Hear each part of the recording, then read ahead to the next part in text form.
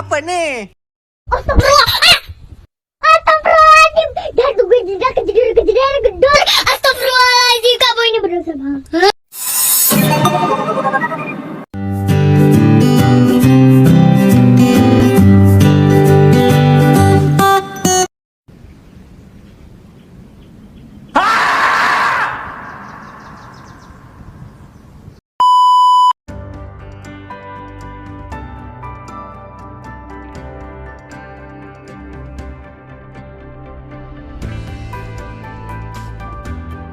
Teori humanistik adalah proses memanusiakan manusia, di mana seorang individu diharapkan dapat menggali kemampuannya sendiri untuk diterapkan di lingkungannya.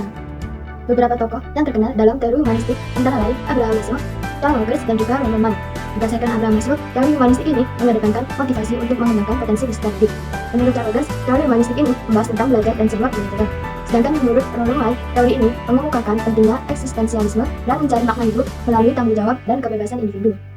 Kelebihan dari teori humanistik ini, yang pertama, pemahaman tentang individu. Teori humanistik memandang individu sebagai makhluk yang unik dengan pengalaman, tujuan, dan nilai-nilai pribadi. Pendekatan ini memberikan perhatian khusus pada pemahaman individu tentang diri mereka sendiri dan pengalaman hidup mereka, yang memungkinkan keterlibatan yang lebih mendalam dalam pengembangan pribadi.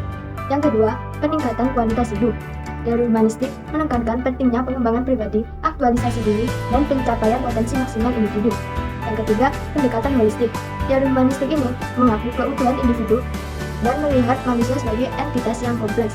Pendekatan ini mencakup aspek-aspek fisik, emosional, sosial, dan spiritual individu.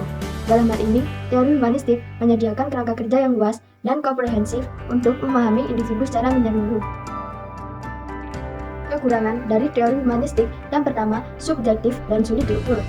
Teori humanistik seringkali sulit diukur secara objektif karena fokusnya pada pengalaman subjektif individu. Konsep-konsep seperti aktualisasi diri, pengalaman hidup yang bermakna, dan pertumbuhan pribadi sulit untuk dikuantifikasi, sehingga dapat mengurangi daya tariknya sebagai pendekatan ilmiah. Yang kedua, kurangnya bukti empiris yang kuat. Beberapa kritikus teori humanistik berpendapat bahwa pendekatan ini kurang memiliki dukungan empiris yang kuat.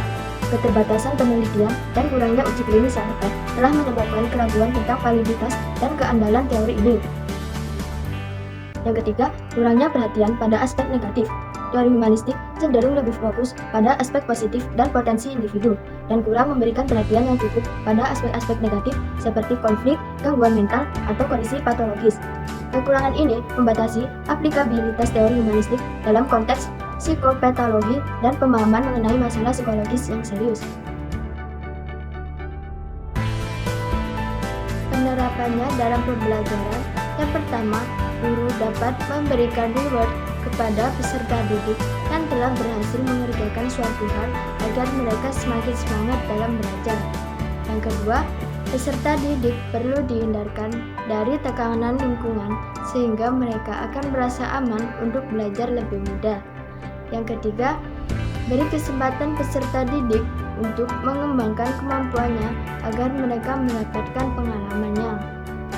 Dan yang terakhir, pendidik harus dapat memfasilitasi peserta didiknya dengan memberikan berbagai sumber belajar yang beragam dan yang mendukung.